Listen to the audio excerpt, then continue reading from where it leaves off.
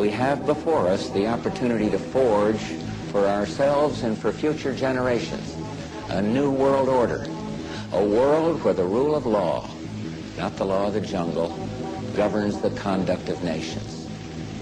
When we are successful, and we will be, we have a real chance at this new world order, an order in which a credible United Nations can use its peacekeeping role to fulfill the promise and vision of the UN's founders.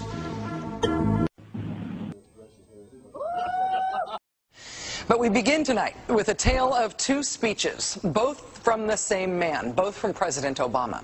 One speech that could have been billed as a ballad to the Constitution, a proclamation of American values, a repudiation of the lawless behavior of the last presidential administration, and another speech announcing a radical new claim of presidential power that is not afforded by the Constitution and that has never been attempted in American history, even by George W. Bush and Dick Cheney. Remarkably, President Obama today made both of those speeches simultaneously. Standing inside the National Archives in front of the actual original Constitution, President Obama delivered a blistering critique of the Bush administration, in which he called their actions and their legacy literally a mess. Our government made a series of hasty decisions. Poorly planned, haphazard approach. Too often, we set those principles aside as luxuries that we could no longer afford. Our government made decisions based on fear rather than foresight. The decisions that were made over the last 8 years established an ad hoc legal approach for fighting terrorism that was neither effective nor sustainable. An ad hoc legal approach for fighting terrorism that was neither effective nor sustainable. Ouch. Then, moments later, he announced his own ad hoc legal approach for fighting terrorism. President Obama today proposed something new, something called prolonged detention. Doesn't sound that bad, right? Prolonged detention. Did you ever see the movie Minority Report? It was based on a Philip K. Dick short story. Came out in 2002. It starred Tom Cruise, remember? He played a police officer in something called the Department of Pre-Crime. Pre-crime is where people are arrested and incarcerated to prevent crimes that they have not yet committed. Mr. Marks. By mandate of the District of Columbia Pre-Crime Division, I'm placing you under arrest for the future murder of Sarah Marks and Donald Dubinos. Take place today, April 22nd, at 0800 hours, 4 minutes. No, I didn't do anything. You didn't do anything, but you're gonna. Future murder. Creepy, right? Putting somebody in jail not for what they've done, but for what you're very sure they're going to do? There may be a number of people who cannot be prosecuted for past crimes. In some cases because evidence may be tainted, but who nonetheless pose a threat to the security of the United States. We're not prosecuting them for past crimes, but we need to keep them in prison because of our expectation of their future crimes. Al-Qaeda terrorists and their affiliates are at war with the United States, and those that we capture, like other prisoners of war, must be prevented from attacking us again. Prevented. We will incarcerate people preventively. Preventive incarceration. Indefinite detention without trial. That's what this is. That's what President Obama proposed today, if you strip away the euphemisms. One civil liberties advocate told the New York Times today, quote, "We've known this was on the horizon for many years, but we were able to hold it off with George Bush. The idea that we might find ourselves fighting with the Obama administration over these powers is really stunning." And it is stunning, particularly to hear President Obama claim the power to keep people in prison indefinitely with no charges against them, no conviction, no sentence, just imprisonment. It's particularly stunning to hear him make that claim in the middle of a speech that was all about the rule of law.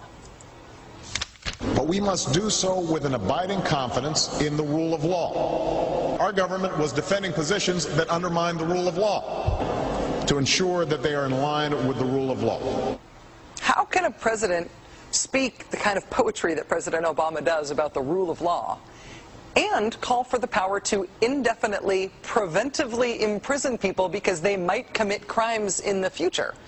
How can those two things coexist in the same man, even in the same speech?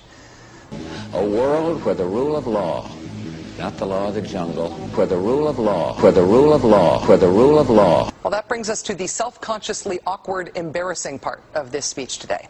After condemning the Bush administration for what he called their ad hoc legal strategy for trying to make things seem legal that patently weren't, this is what President Obama proposed. My administration has begun to reshape the standards that apply to ensure that they are in line with the rule of law. We must have clear, defensible, and lawful standards for those who fall into this category. We must have a thorough process of periodic review so that any prolonged detention is carefully evaluated and justified. Our goal is to construct a legitimate legal framework for the remaining Guantanamo detainees that cannot be transferred. Our goal is not to avoid a legitimate legal framework. In our constitutional system, prolonged detention should not be the decision of any one man. If and when we determine that the United States must hold individuals to keep them from carrying out an act of war, we will do so within a system that involves judicial and congressional oversight. And so going forward, my administration will work with Congress to develop an appropriate legal regime so that our efforts are consistent with our values and our Constitution. You'll construct a legal regime to make indefinite detention legal. You will, what does he say? Develop an appropriate legal regime. So you can construct a whole new system outside the courts, even outside the military commissions, so that you can indefinitely imprison people without charges. And you'll build that system from scratch. What's that somebody said about ad hoc legal strategies?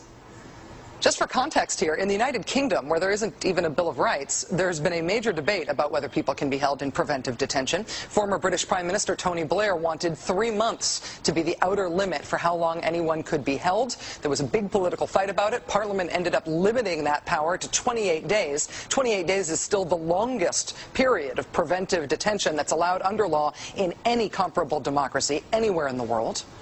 How long would President Obama's proposed preventive indefinite detention last? Well, he's not saying yet, but here's how he defines the threat that he says makes indefinite detention necessary. Right now, in distant training camps and in crowded cities, there are people plotting to take American lives. That will be the case a year from now, 5 years from now, and in all probability 10 years from now. 10 years from now. So you could get arrested today and locked up without a trial, without being convicted, without being sentenced for, say, 10 years until the threat of your future criminal behavior passes. Prolonged detention, he's calling it. This was a beautiful speech from President Obama today with patriotic, moving, even poetic language about the rule of law and the Constitution, and one of the most radical proposals for defying the Constitution that we have ever heard made to the American people.